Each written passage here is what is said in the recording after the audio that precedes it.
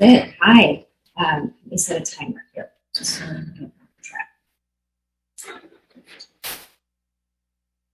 Right. Hey everyone, I'm Sabrina. I'm an alcoholic. Please let me know if you can't hear me. I've had trouble with my headphones recently. I'm back up set, ready to go. So if there's any cutting in that out, just let me know. Let me see. My sobriety date is July 30th, 2000. My sponsor is a woman named Lori D, and my home group is the Consolation Group in Chicago.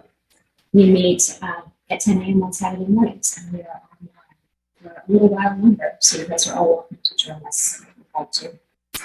So my topic is remote and distance sponsorship, and we see. I think I have to give just a little bit of background in order to get into the distance sponsorship, because when I first got sober, everything was in person, obviously, in 2000. And my first sponsor was somebody that I met in the meeting, and she had something that I wanted.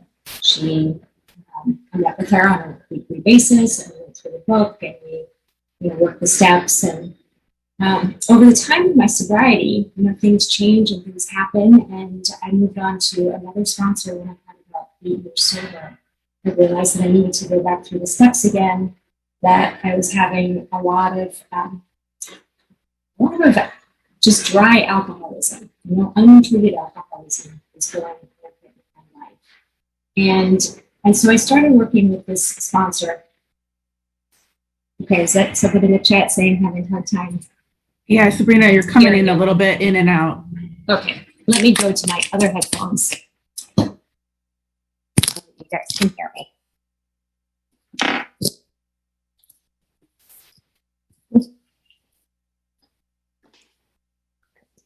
All right, technology is great when it works. Much better. And not great when it doesn't work. So now, all right. So I was saying, when I first came into the rooms, my first sponsor was someone that I saw regularly at a meeting.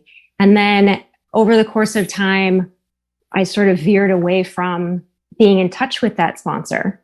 She was local in Chicago. I could see her at meetings, yet I wasn't real connected to her. And so I started working with a new sponsor in my 8th year of sobriety. And I had all kinds of untreated alcoholism that needed to be addressed. And I started working with her. We went back to the beginning. I started working the steps again. And I really felt like this is the right relationship for me. This is the person who's going to guide me to the next level of my sobriety. It was exactly what I needed. And then 6 months into us working together, she says, I'm moving to Charlotte, North Carolina, and I'm not going to be here anymore. Right. And I said, well, what does that mean for me? Like, what am I going to do? I don't want to have to go through this process again of finding somebody and getting to know someone and sharing all of my stuff again. And so she said, well, I'm going to stay with my sponsor. And her sponsor was in Chicago. So she was going to do remote sponsorship. And she said, we can do that. We can try that together. We can do remote sponsorship. And I am so grateful that I decided to go for that, because I've been with her now 12 years and it's all been remote. She's been in Charlotte, and I feel more connected to her than I did to my first sponsor who was in the same city with me. And so I'm grateful for, the model that she showed me, right? She was experiencing it with her sponsor, and her sponsor had remote sponsorship. So they had a model that they could show to me, and we could do that together. So, we started meeting on Skype. There was no Zoom at that time. There wasn't FaceTime either. So we met on Skype, and we would read through the book together, and I would see her weekly.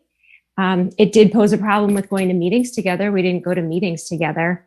But I talked to her. I talked to her often, and it was important for me to take that action, to be connected with her, because I knew that I wasn't going to see her on a regular basis. In Chicago, my local sponsees would see me 3 times a week. We'd go to meetings together and I would see them.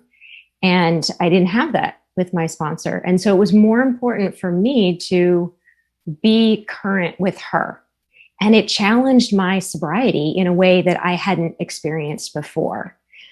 That I had to be the one who reached out, who really told her what was going on, because there wasn't somebody sitting next to me who was going to call me out on it. I mean, occasionally I would see her sponsor at a meeting and she'd be able to sort of call me out and say, hey, what's going on with you? But it's different than having my own sponsor see me on a regular basis. But now over the past year, what's really interesting with all of this Zoom and, everything being online, I've been able to attend meetings with my sponsor again. And that is just such a blessing, that I get to see her at least once a week, sometimes twice a week at meetings. And I get to hear her message in the rooms, which is just an amazing gift. Since the pandemic and everything went online, I've started working with 2 new women exclusively online. And over last summer, a couple of times, Andrea and I met in person out in the front yard. But the majority of our work has been done online. And, what I find is that, the big book says in the very beginning, it says modem to modem or face to face, the message can be carried. And they didn't know that in 2020, we were going to have a pandemic and that all of this was going to happen. They didn't know. They were just sort of projecting, saying, well, in the future, there's going to be something new. And we adapt to that something new and we work through it, right? And we stay connected. And so I've been able to share with my women the way that I stay connected with my sponsor. It's like I don't see her in person. I was grateful I got to see her last month in person, which was the first time in a year and a half. And that is a very important piece, and so tying into that, I've realized recently that online, I always knew there was this disconnect, but I'm realizing more and more that when I'm face to face with somebody, there are nuances that I can see and I can feel that I don't get on Zoom. And that is, it's challenging, especially for newcomers, right? To be fully open, right? There has to be this level of personal giving and personal sharing that at a level that's, it's really hard. It's really hard to do. And so I have a lot of compassion for newcomers who come in and they're trying to get connected online and they're struggling, but the things that I've learned in person in AA, I carry into my Zoom AA life, right? At this meeting, we have greeters, just like we do in person, right? And even though it's confusing and people talk over each other, it's one of those wonderful things that we offer at meetings that we just do it, It's like at the beginning of a meeting, it's very loud. Like, yeah, it's loud. It's loud in person when we go to Common Solution, but we still do it anyway. And we still greet the newcomer. And so we're doing those things online. And that's what I try to do. When I meet with a sponsee online through Zoom or FaceTime, I make sure that the rest of my house is quiet and away. I do my best to do that, right? Because if I were meeting with someone in person, we would be at a coffee shop. I wouldn't have, my kid right next to me. We would be at the church before the meeting and we'd have that dedicated time together. And so I try to make sure that even online, I'm doing the same thing. It's that dedicated time together. And I do that with my sponsor, right? I make sure that when I'm on a meeting with her, it's that dedicated time that I'm not doing something else. I'm not trying to multitask. I'm really trying to be present. And that's my work, right? So this remote piece of it, it's amazing. It's beautiful. I know people who are sponsoring people in other countries halfway around the world. And certainly the timing is difficult, but it's possible as long as each person in that relationship is willing to dedicate their presence of mind to it. And like I said, I feel more connected to my sponsor who's on the East Coast than I did with a sponsor who was local. And that has to do with my spiritual condition, right? How willing am I to share what's really going on? Am I going to be honest? Am I going to be, sharing with her my fears and my reality? Because she's not here every day to see it. And I've got to do my best to really share what's going on. And I think that the relationships that I have with my women, my sponsees, is the same, right? That the ones who call me and really share honestly what's going on with them are the relationships that flourish the most, right? That this isn't, being on Zoom isn't an excuse to escape from that intimacy. It's really an opportunity to get more into the intimacy, to sort of push myself to that place of, it's uncomfortable sometimes to have my camera on. It's uncomfortable sometimes to sit in front of someone and hear their difficulties and not being able to give them a hug or not being able to just like breathe with them.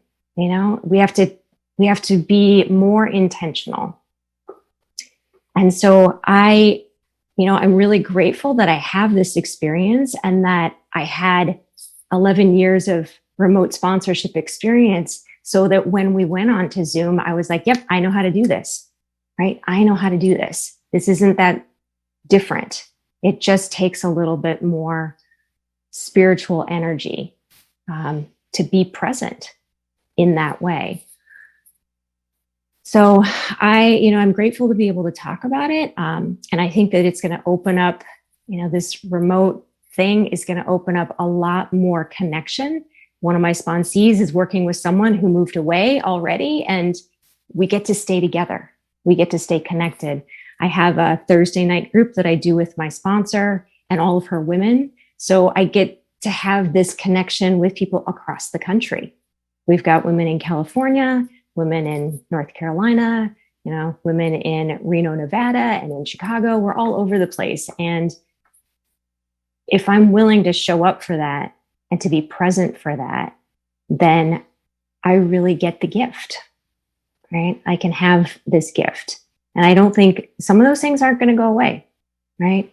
A year from now, when all of our meetings are back in person, I think we're still going to have this platform to maintain, to stay connected, and just knowing that it does take some effort. Early on in the pandemic, I was burnt out.